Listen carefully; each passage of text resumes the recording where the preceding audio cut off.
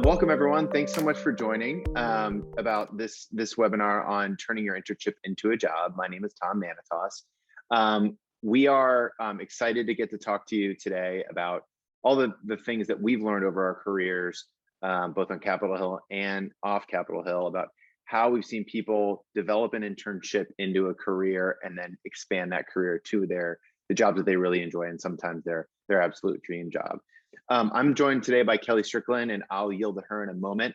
But just to kind of to set the stage here, I'll give a little bit of background about myself and then turn it over to Kelle to not only give background about herself, but also give some tips for a few minutes, and then we can turn to some questions from the audience, because oftentimes these things are best run with fueled by questions directly from the audience, so we can get to exactly what you guys are wondering about.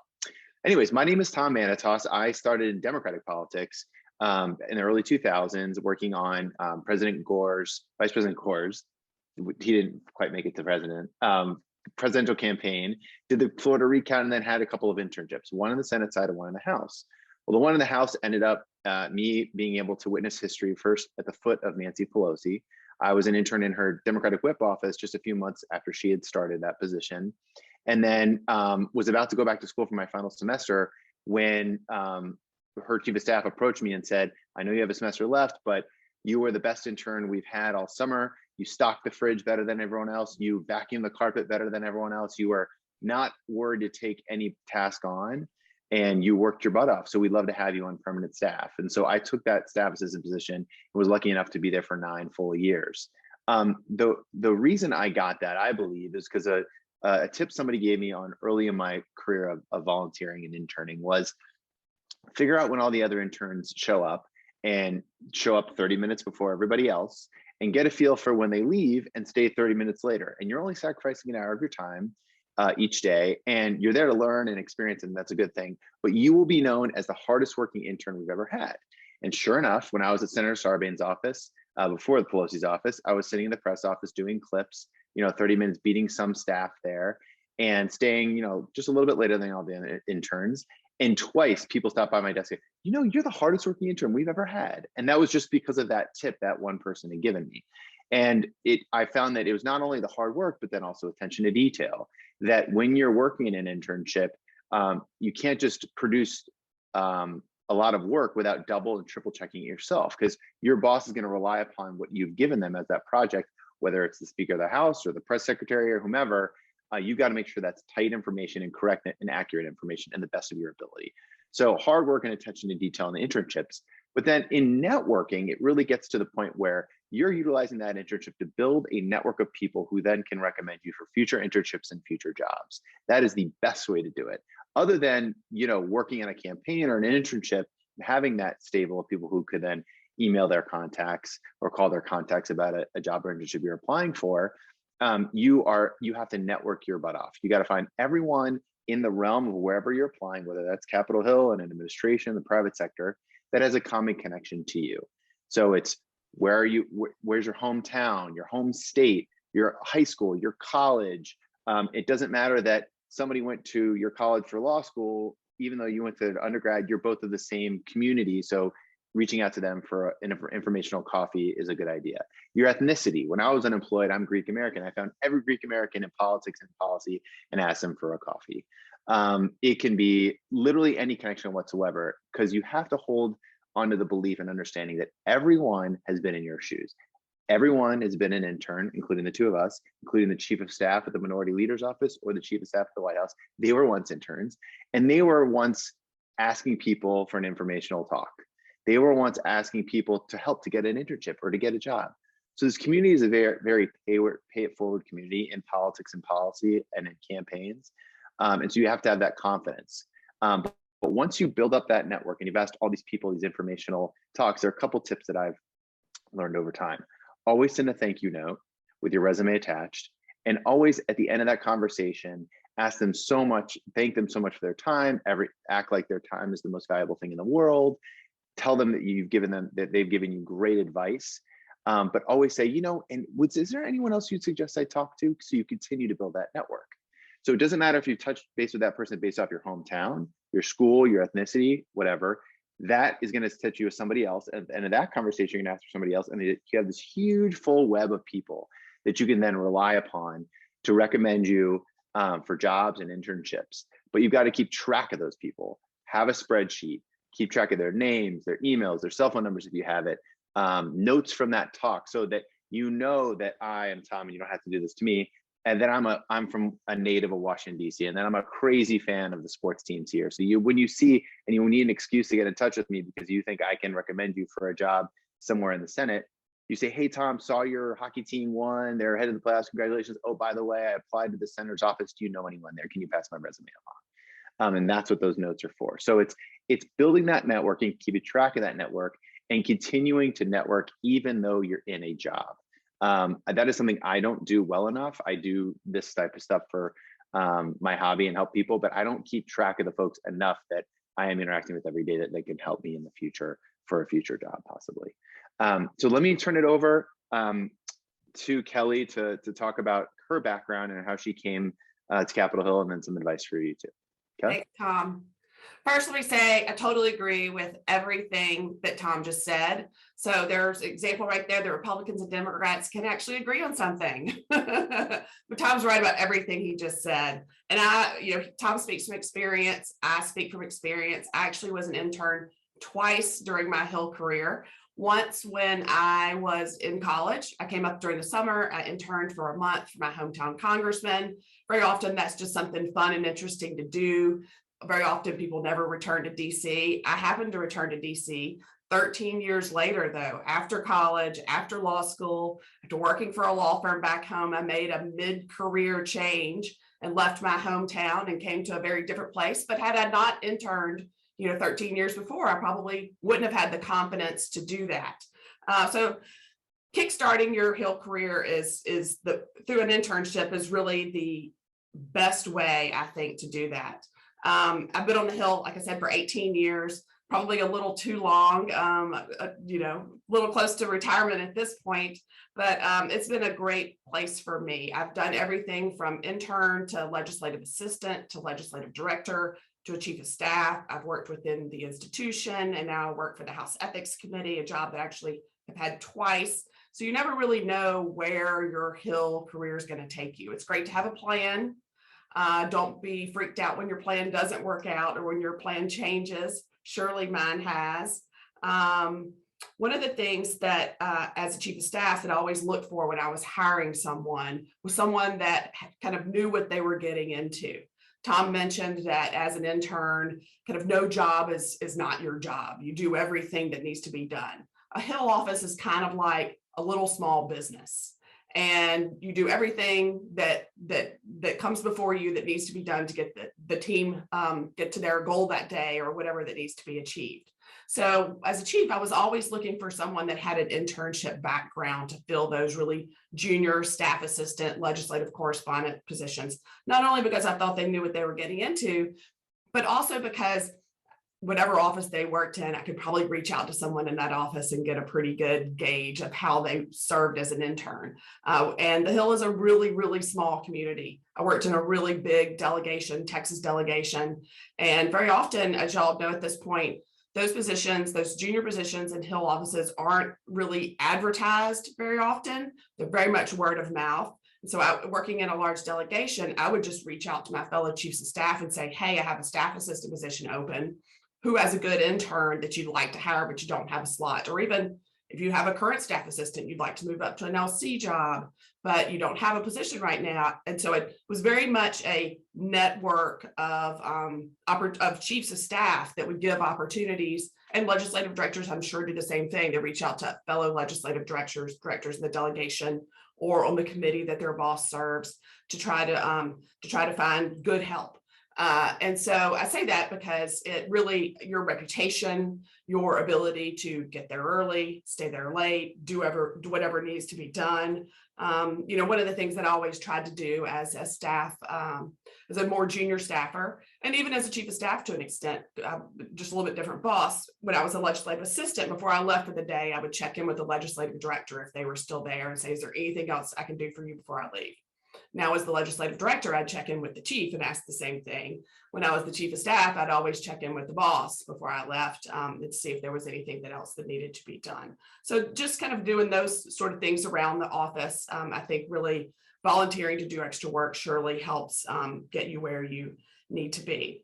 So I think that we're talking about networking and career planning, and I'm sure you've heard a lot about all that today.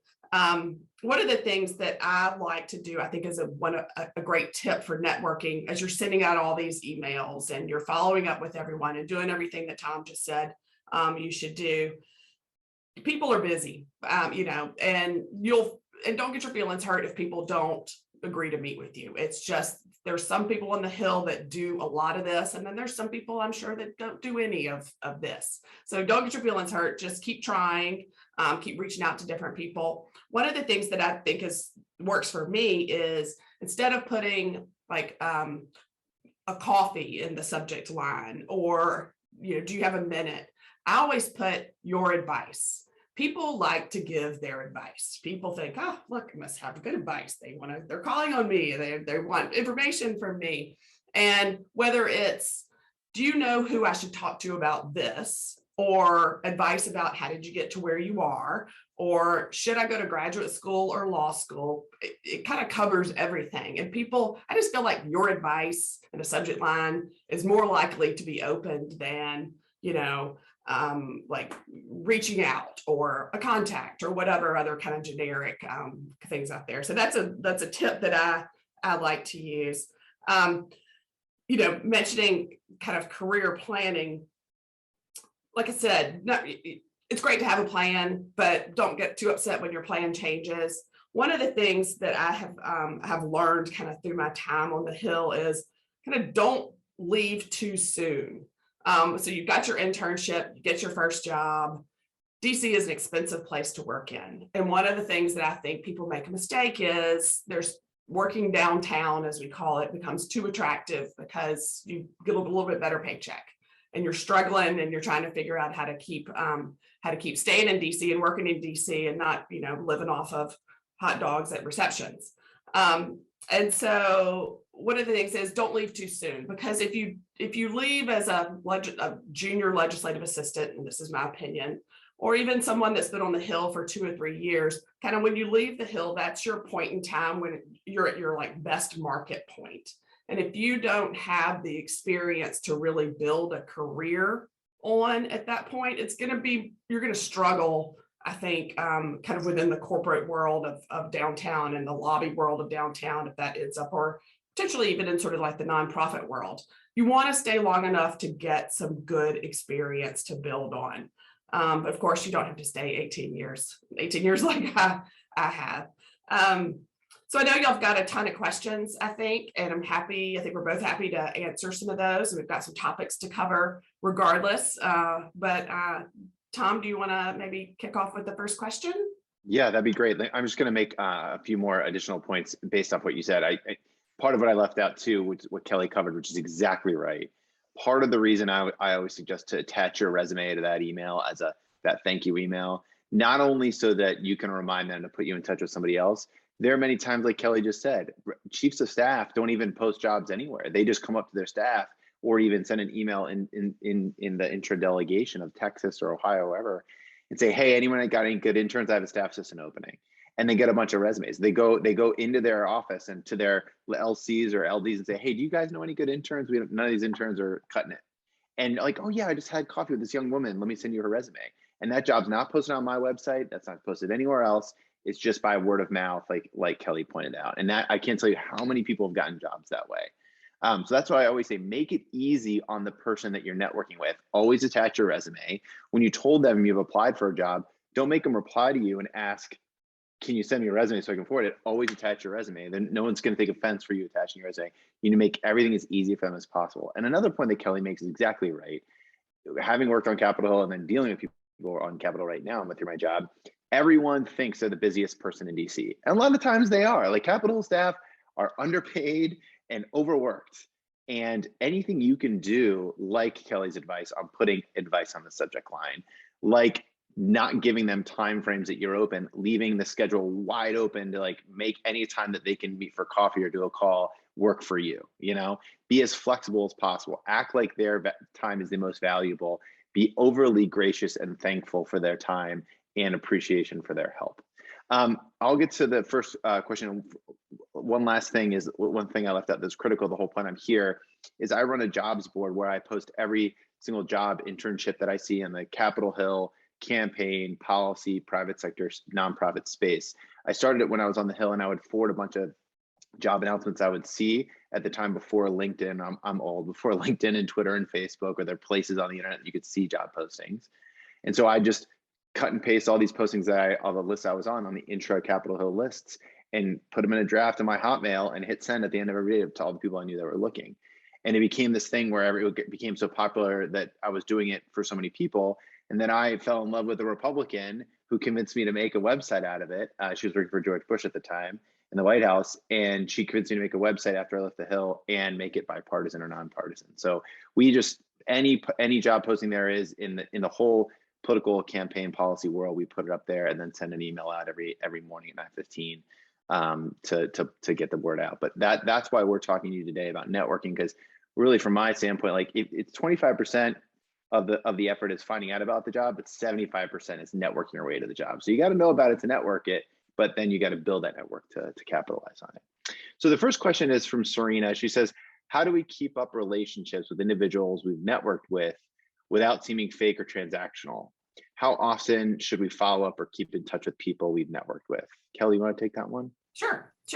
So I would say, one of the things that Tom mentioned in his opening was remembering little details. So when I meet someone, I try to include them in my contacts on my phone, and I put a little blurb in there, like, I'm from Alabama, but maybe they're from Georgia, or they went to a certain school, or they live in, my neighborhood, or whatever it may be that, I remember about that conversation, so that, 2 years down the road, when I run into them, I could pop up my phone and remember those points. But one of the things that I think is important to not, it's DC. Honestly, I probably wouldn't feel that way at all, just in general, because everybody, excuse me, got a little bit of a cold. Everybody has been in your position before. So they all have done exactly what you're doing. I don't think that I've ever thought someone was feeling fake or someone was approaching me that, wasn't genuine. Excuse me. I feel that that's just we've all been in your shoes, and I wouldn't worry too much about that. But including something in your email that is personal may be helpful. Also, I think it's great to remind people of when they met you. Like, thanks so much for sitting down with me last August, and then whatever your advice is that you're seeking, just as a reminder. Or, it was great to see you at this event, last week, or even yesterday. There's a lot of people in DC meet a lot of people every single day, and it's just helpful to have a little reminder in there as to where we ran into each other, or our parents or friends or whatever it may be. So I wouldn't worry too much about the being fake thing. It's just not that DC is, I would hate to say that, but it's just sort of the environment that we all have grown up in and live in. And honestly, these tips of being successful work, whether you're an intern or you're a legislative director or you're a chief of staff, if you're looking for a new job, or just to, I often say my network helps me do my job better every day. There's lots of benefits of networking. And so I wouldn't worry too much about that, but those tips maybe that I give would help you feel a little bit more comfortable with it. I'll just follow on that to say, it's just the nature of the business. It's a relationship business. So yes, it might seem to you as a new person to this business that it's fake or transactional, but just know that that person might need something from you one day. So perfect example is there are many former interns who are now members of Congress. There's somebody down that I work with in the technology industry who's a lobbyist, who Congressman Eric Swalwell was her intern when she was the chief of staff. So, you never know where an intern is going to be. You never know how you will work together in the future. I mean, my boss on the Gore campaign, I recruited to join the speaker's office when I was a junior staffer, and she ended up getting that job. So you never know, just because someone's higher than you at the time doesn't mean you're not going to be working together in the future or helping each other out in the future. So I wouldn't worry too much about it, really. And it's just the name of the game. On how often, I would just say, if you're in the heat of a job search and someone's offered to help you, emailing them every 3 to 4 weeks or a month is totally fine, in the sense that you're just saying, hey, just checking in, here's all the offices I've applied to, any chance you know anyone there. I think that's acceptable. Just to check in every 3 weeks, 4 weeks is probably too much. If it's like just keeping that relationship fresh over time, every few months. But again, going back to what Kelle said and I said earlier, it's like, if it's about them, they feel less offended by that check-in. If you were to say, shoot them an email to keep that relationship fresh, say, hey, Kelle, so sorry, I saw your Alabama, University of Alabama lost in the national championship. I feel so bad for you. I hope you're doing well. Like, that is even though it's a negative way to check in, that is a way that you're showing that you remember her, and it's nothing about your job search or anything. And maybe at the end you say, oh, by the way, I'm still looking for an internship. Hope you're doing well. But it's more about her. The emails that I don't find effective are, hey, I'm still looking, poor me. Like, that is inherent in any job or internship search. But make it more about them, and it lands a little bit better from what I found. Another question is, do you have any advice for using social media to network and sharing that you're looking for a job with your network? And what is the name of the website you created? I'll type it in the chat, but it's tommanatosjobs.com. I am not a egomaniac and named after myself. It was just known for, oh, you got to get on Tom Manatos's list when it was back an email list. But Kelle, do you want to tackle the question about using social media to network and sharing with your broad network that you're looking? Sure. And this, if you ask this question of someone who was 25 years younger than me, and make it a different answer. It's not something that I do on the Hill, but I surely understand the value of it sort of in the corporate world with LinkedIn and other products like that. Again, I'm as a potential employer, right? I'm probably not following you on social media. We can talk about social media. That's actually a really good topic we should discuss at some point. I'll make a note so that you're going to reach me. So I don't know that that's really great for the Hill jobs. Look like a Jeep, but that's a great option for you. One thing I would say is that the way I've utilized it, and I've seen other folks utilize it, is building that network. So say you've networked with me or Kelle, and I think it's okay to friend us on LinkedIn. That's like a professional platform. Don't follow me on Facebook. Don't follow me on Instagram. Twitter is fine. But the purpose of LinkedIn is to network for professional reasons, right? So when you're applying for a job and you see that I'm connected to a chief of staff in an office you're applying to, absolutely then email me and to say, hey, I see you're connected with this person. Would you mind sending your resume? Now, I might say, I don't know why I'm connected with them. I don't remember them. Or I might say, oh yeah, that's one of my best friends. I'm happy to send you your resume over. That is a way I think that using it is good. I don't find it effective for those that post to LinkedIn or Facebook saying, hey, I'm looking, or I should say LinkedIn, hey, I'm looking, anyone know for a job? I've never known in politics and policy and capital, everyone ever get a job that way. What might be different is more on the social channels of family and friends, like a Facebook, to post, hey, I'm looking to get to DC. Does anyone know in DC? When you have no connections, like, sure, that might be that your uncle or your neighbor knows somebody that works in your local congressman's office. That could work. But I would use it rather on the networking side, that as you continue to build that network, as you continue to rely upon your network that you've built to influence getting that job or internship, that you find out who's connected that way. I mean, the way I got my job coming off Capitol Hill at a trade association was I looked up the guy who started the trade association, and we were on the Hill a lot at the same time. And we knew like literally over 100 people in common. So I set a goal for myself of 10 people that he and I knew in common to reach out to him over a 2-week period. And when I sat down for my final interview, he's like, gosh, I've been hearing so much about you. I'm like, I hope not too much. He said, no, it's good to hear good things about somebody you're about to hire. And that kind of stuck with me, that if I find enough people that actually do know him, that and know my work from working with me, that can like vouch for me, that was incredibly powerful. And of all the other jobs that I've gotten, I've done the same thing. And one last thing I forgot to mention on being shy about reaching out to people. When I started my job search after Capitol Hill, I emailed a guy that had been a senior staffer for the whole time I was on Capitol Hill, and I was very intimidated by him. But I emailed him and he was gracious with his time and gave me advice. Well, now I'm managing his account as a lobbyist at a company, and he is my consultant. So even though I was afraid to reach out to him back then, he and I now are peers in the sense that we work together. So you just never know how those relationships will develop over time. Kelly, I'm going to ask another question that I think we've gotten previously. Are there rules about which staff positions I can ask for a networking coffee and which I can't? Like, and the example they gave, is it okay to ask a member of Congress for an informational interview? Well, if you have some connection with a member of Congress, like if you've got an uncle that knows them, or if they're maybe you went to the same college, I wouldn't reach out directly to the member of Congress. You may want to reach out to the chief of staff and explain.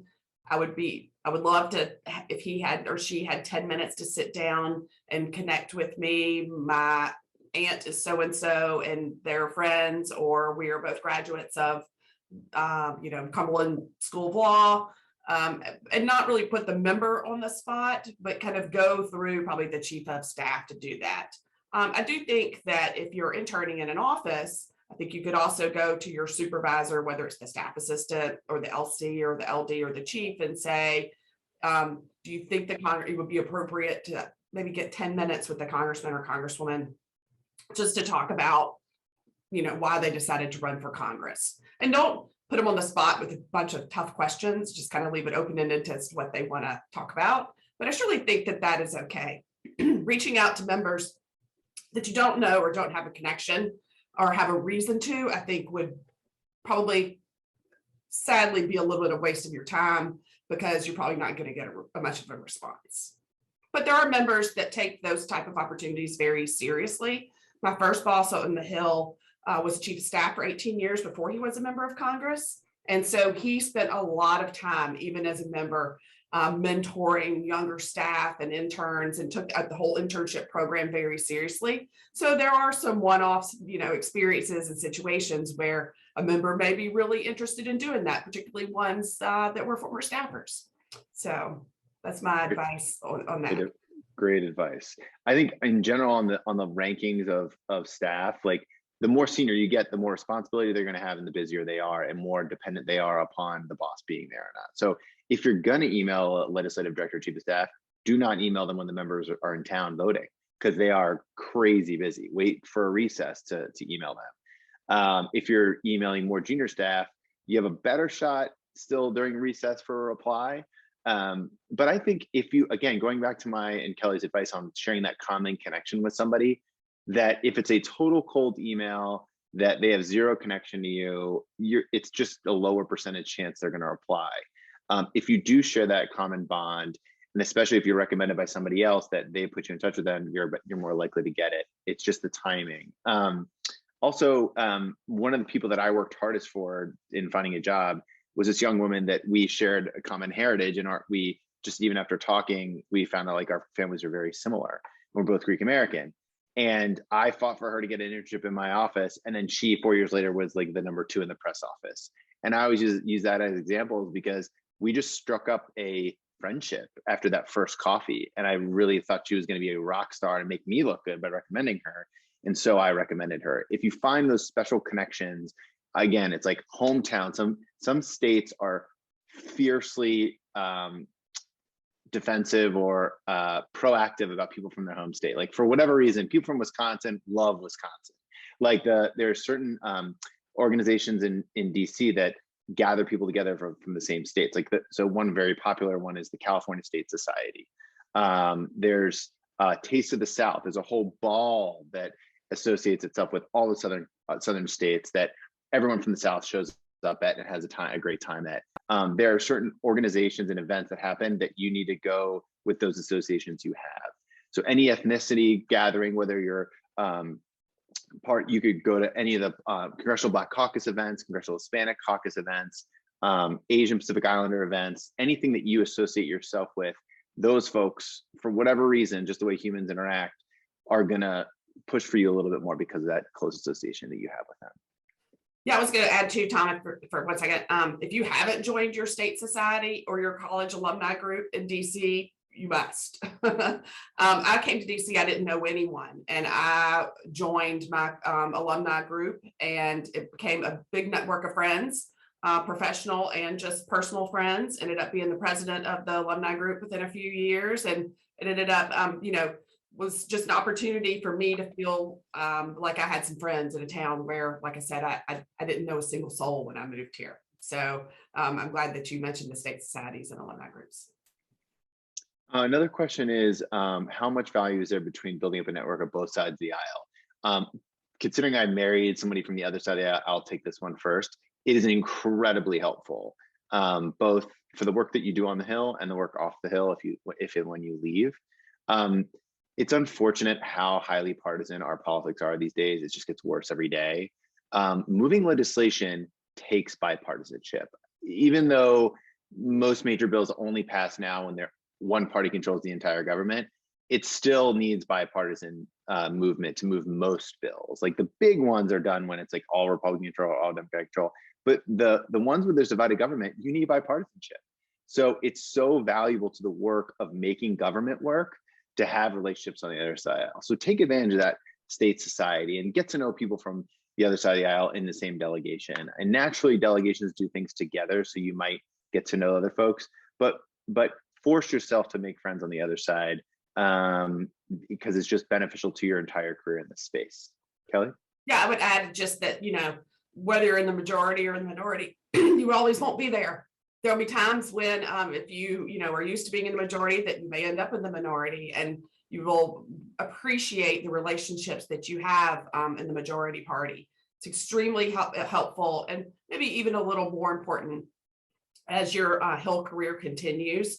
If you have the benefit of traveling with a position on the Hill, those are opportunities to really create great relationships with folks that serve on the other side of the aisle. And when you're traveling through work, and I've developed wonderful friendships with lots of Democrat chiefs that I would say I have about as many Democrat chief friends as I do Republican chief friends, and that's a really good place for them to be and for me to be. I also seek out those opportunities.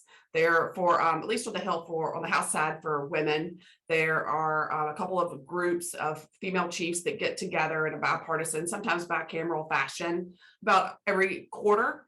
But you got to get up and go to those things. So you have to look for those opportunities at this level, whether it's just a state society event that you can go and meet people on the other side of the aisle, or as your career develops, you may have travel or seeking out other opportunities. And so I recommend and suggest that you find time in your calendar to do that, because everyone is busy, but it is a great opportunity to meet other people. Kelle, I'm going to give this next question to you. It's we have a question from somebody interning in a district office, and that's, how can I approach networking being a district intern? I guess it probably depends on what your goal is. Is your goal to stay in the district office, or is your goal to move to the DC office? I can address both of those, I guess. If you want to network while you're in the district office, but you'd like to eventually be the district director, so you're from the district or you're not, I would go to, as a junior staffer, particularly in the district, I feel like this is important. I would go to your district director and say, this is a professional goal of mine. This is what I would like to start doing with some of my own personal time, as well as, focus on it in my professional role in the office, but kind of connect with your district director and make sure that they're aware of the folks that you want to reach out to. Because even if you're doing it on your own personal time, there's going to be some perception that you're doing it on behalf of the congressman or congresswoman. So I would just kind of make sure, because it is local constituents and local businesses and local people, that you have gone to your district director and talked about that as part of your professional goals. And if you've got a good district director that wants to help develop you as a staffer, then they will probably have some thoughts about who they would want you to start with meeting and how to build that. If your goal is to move from the district office to the DC office and network into that position, it would depend on if you're looking to move into your current member's DC office or if you're looking into another DC office. And again, I probably would still to an extent include the chief in that conversation. Great way to say that is to get your chief's advice on how they would approach that long-term goal of trying to get to DC. Would they start with reaching out to other, if you're I would assume a caseworker would typically want to stay in the district, but say you're a staff assistant in the district and you want to come to DC as a staff assistant. Could you reach out to other staff assistants in the delegation? So I just think it's a little tricky. If you're looking to network within the district, I think you definitely need to talk to your district director. If you're looking to get to DC, you're going to need your boss's help. So I think the key point there is to kind of connect with folks in the office to make sure that everybody's on the same page. You don't want to be in a situation where your chief starts hearing about it.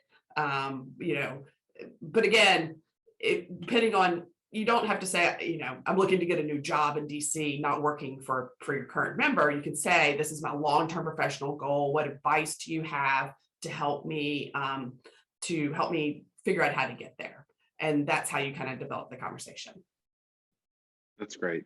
One other thing I'll touch on district interns is oftentimes their campaigns also, and this is for district or non-district interns, that you can work on to get to know more people within the state involved in politics. So just because your member has got a clear path to re-election as an intern, saying like, hey, what other campaigns would you advise me to jump on? The neighboring congressional race, the Senate race, that can help too. And then just in a campaign year, I would say campaigns are incredibly important. Everyone is in DC because someone won an election, whether it's the president, whether it's a member of Congress or a senator, or whether it's a foreign president who sent somebody to be their representative in DC at an embassy.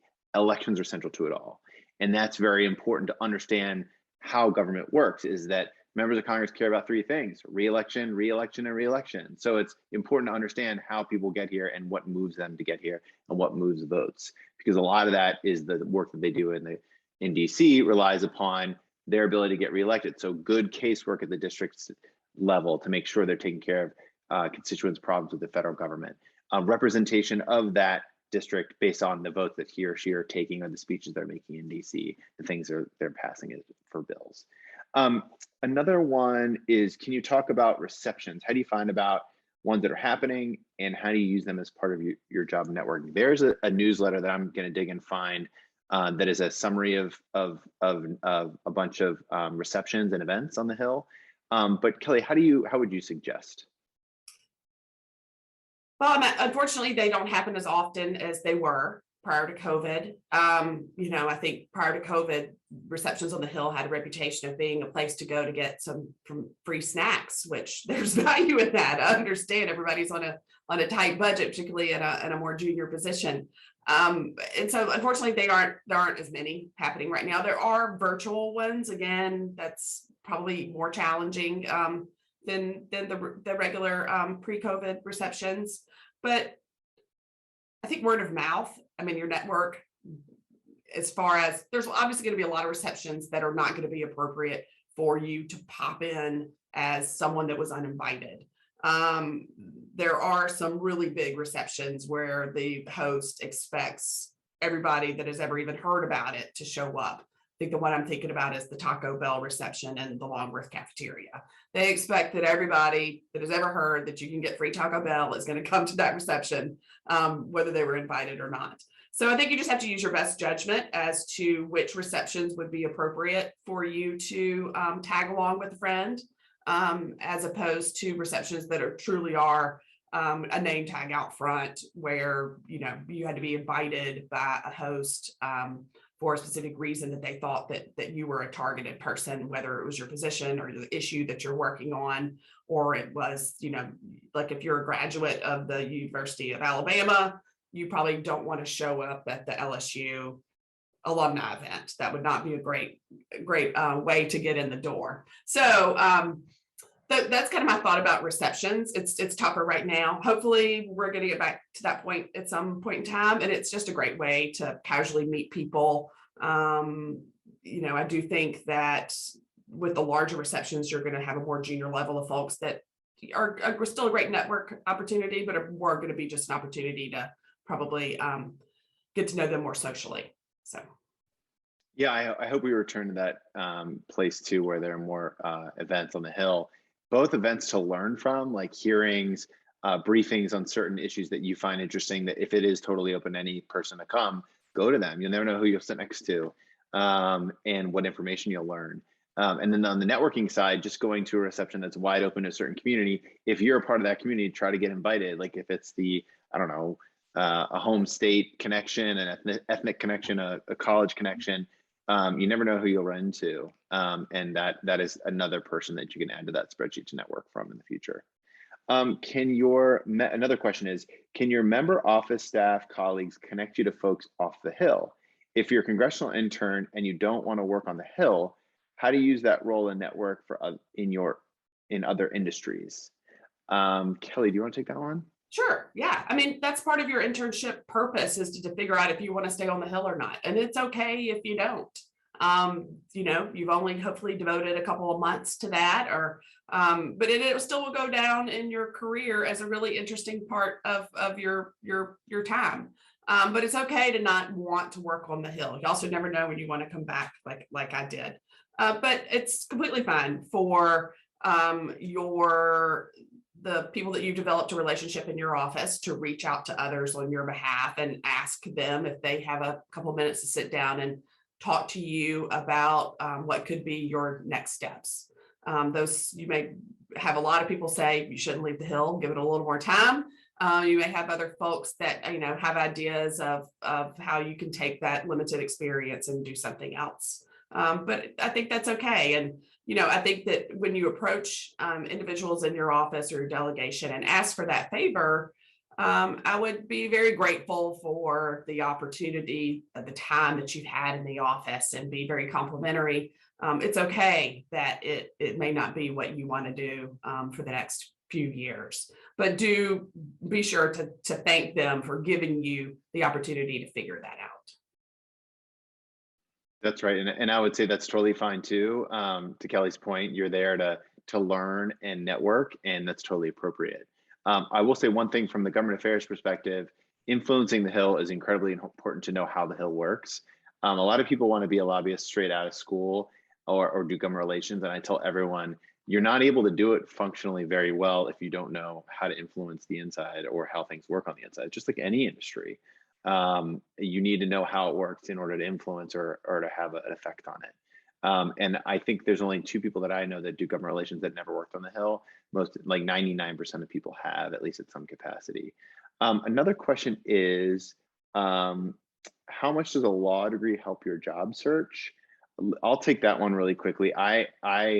When I was interning in the Senate and the House, I asked that question to everybody, like, do you have a law degree? Do I need it? The Senate more people in the Senate will tell you do. There are more lawyers over there. It's more senior, it's more educated, the Senate. Us House people are the lower body, but we have less advanced degrees. There are a bunch of lawyers there, but it's less required. I think I have a master's degree. I didn't feel the need, nor did I want to have the big bills from law school. That's the other thing to consider. If you plan on staying in government a long time, law school is expensive. There's a federal loan forgiveness program on Capitol Hill, which can help, but it's really expensive. And law degrees sometimes are made for those that are going to go make a bunch of money at a law firm, not necessarily those that are going to take a public service job. Something to consider as well. But I for sure have seen my professional career stopped because I did not have a law degree for certain positions. Absolutely. That law degree in our world seems to be like, if you're good and you can make a case for that job, that's like the degree that you need for kind of anything that you would want. There are positions that I would not be considered because I don't have a law degree, but they're also, it's not required for all positions. Kelle, what's your perspective? Yeah, I totally agree. And I get this question all the time, whether it's, should I go to grad school or should I go to law school? My first response is, if your parents or your grandparents or scholarship is going to pay for it, absolutely. If not, you really have to think about the cost. And I say that as a lawyer, someone who put themselves through law school and paid off my student loans largely as a government employee. It's not easy, even with the student loan repayment program. And I think there's for some forgiveness programs out there, but it's difficult. And I agree with Tom. I've never worked in the Senate. I imagine it's more common and therefore more impressive in the Senate. But in the House, it is absolutely not necessary. There are plenty of staff directors of full committees who are not lawyers that started as an LA in an office and they were lucky enough to get into a junior position at a committee and moved their way up and became an expert on whatever issue, whatever committee issues that they then serve on. And it's just not necessary. Now, if you want to be a lawyer at a big law firm, yes, you have to go to law school. Or if you want to be a counsel, certain legal counsel for a committee, there are plenty of people that have the title counsel that aren't lawyers, but a legal counsel, then that's something that you're going to probably need on your resume. But I definitely do not think that it is necessary, nor is grad school. I know it's kind of like college now, everybody's going, but it is expensive. And one good thing though about living in DC is there are plenty of opportunities to do those two things while you work full time and you go to school at night. That is what everybody does. I think gone are the days where you just, it's an extension of college and you don't work and you go off to law school for 3 more years. That doesn't happen very much anymore. Everyone works full time and then they figure out how to make that advanced degree work at night. But I definitely do not think it is necessary. But if you've got a 100% scholarship, you should absolutely go for it.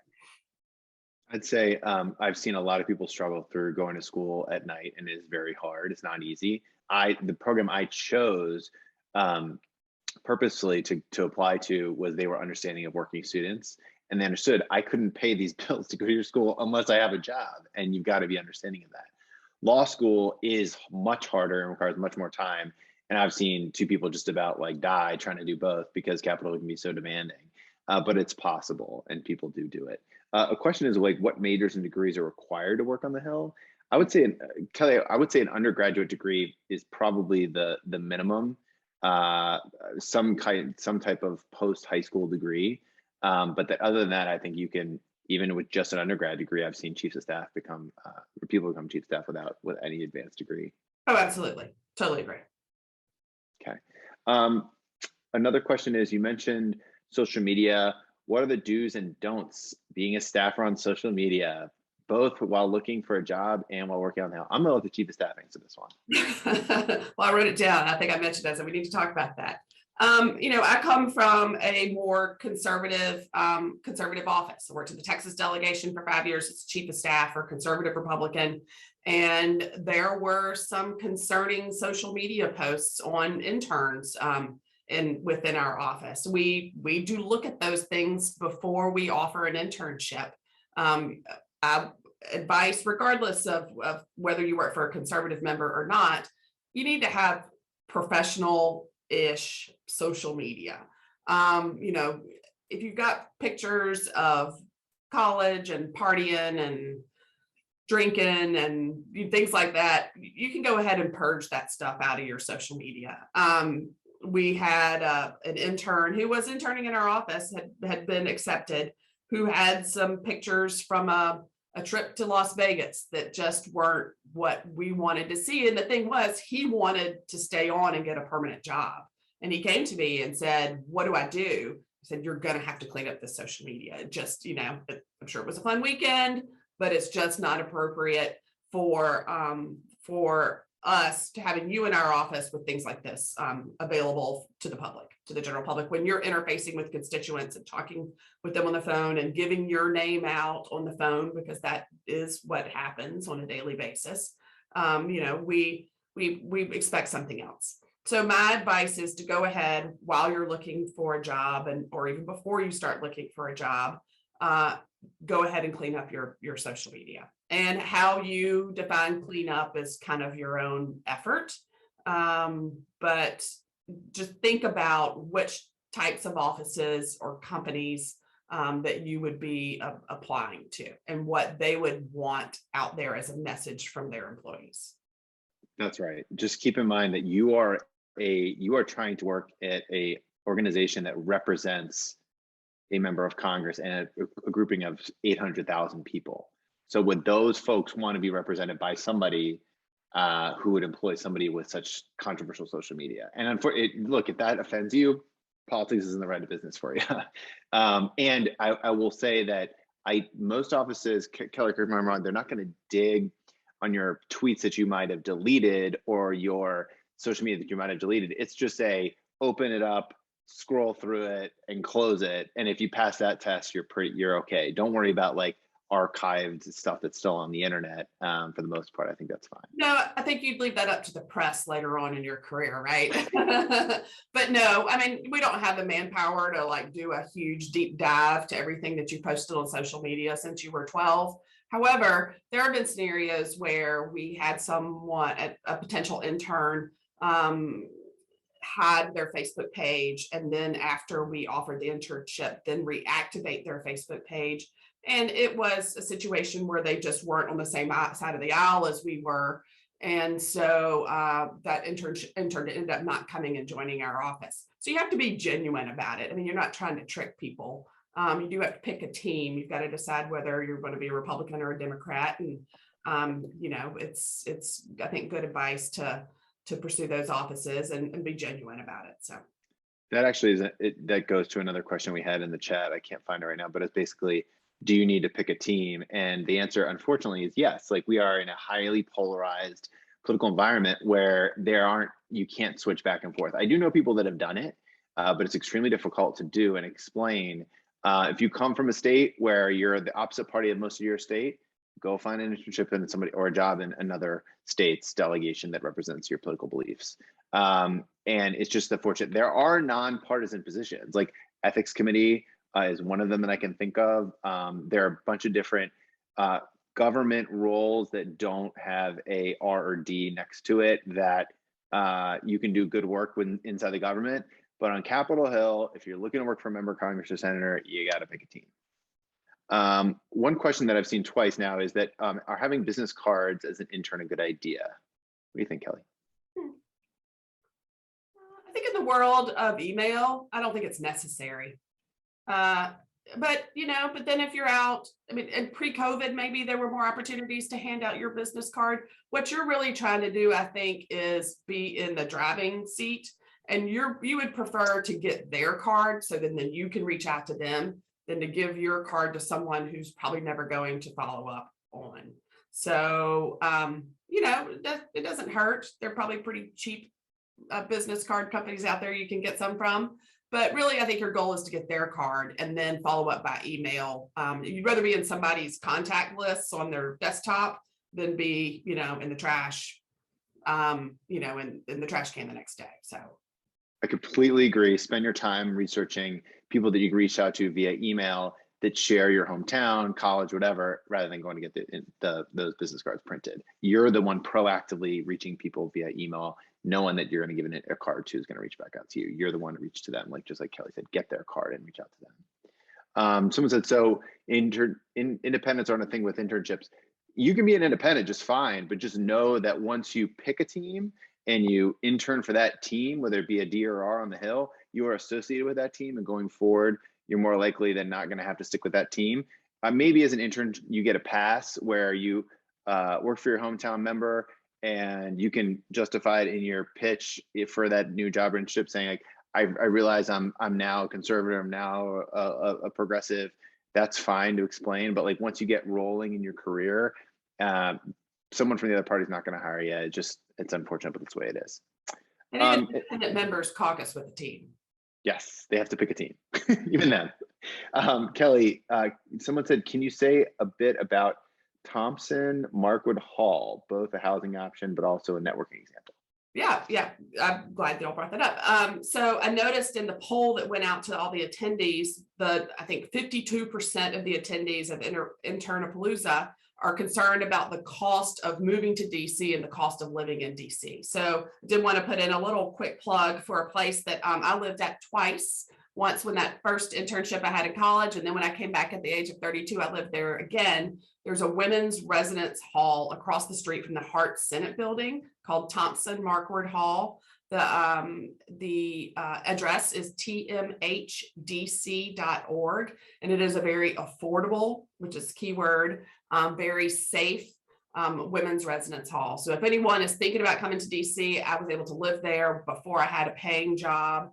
It is a very reasonably priced, 2 meals a day, great place to check out. So Thompson Markward Hall. Thanks for mentioning it. Thanks for that. Well, I think we're reached the end here. Kelly, any last words of advice that we didn't cover from you? One of the things I think that's great about like Tom and me doing this today, or all the things that you'll be doing and the conversations you're having as you move forward, as you continue to tell your story and continue to talk about your experiences, all that is really is interview building skills. The more times you tell your story and the more times you talk about what you want to do with the rest of your life, if you have a plan, or what you at least you want to do for the rest of the year, all develops, I think, the ability for you to talk about that effectively and concisely. And so the coffees and the conversations that you're going to be having are going to take on a new meaning, not just to get you where you need to be, but to help get you to the next place too. So think about what you're doing and kind of the long-term goals there. That's great advice. Yeah, and when you're doing those informational talks, while you don't have to pick an exact career path, one of the more frustrating things is when I'm doing one of those, they're like, well, I don't know what I want to do. I want to move to DC. Okay, well, do you want to work in Capitol Hill? I don't know. Do you want to work in a nonprofit? I don't know. You got to give me something to go on. You got to give me some direction to either help you think it through or guide you on the right way in that direction. Or what could be most valuable, which I do, is I'll put you in touch with people in that part of the industry. So if you want to get a job on the Hill, I'll put you in touch with a couple of people that I know on the Hill to help you get advice and to help you build your network. You got to give somebody some general direction. That doesn't mean you can't pivot multiple times in your career. Like I thought I was going to be a comms person. I got my communications degree in undergrad. That didn't pan out and not the direction I took.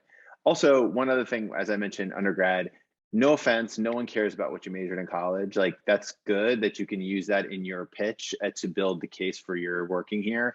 But people don't hire based off of majors in college. People hire based on internships, connections, and word of mouth that you're good.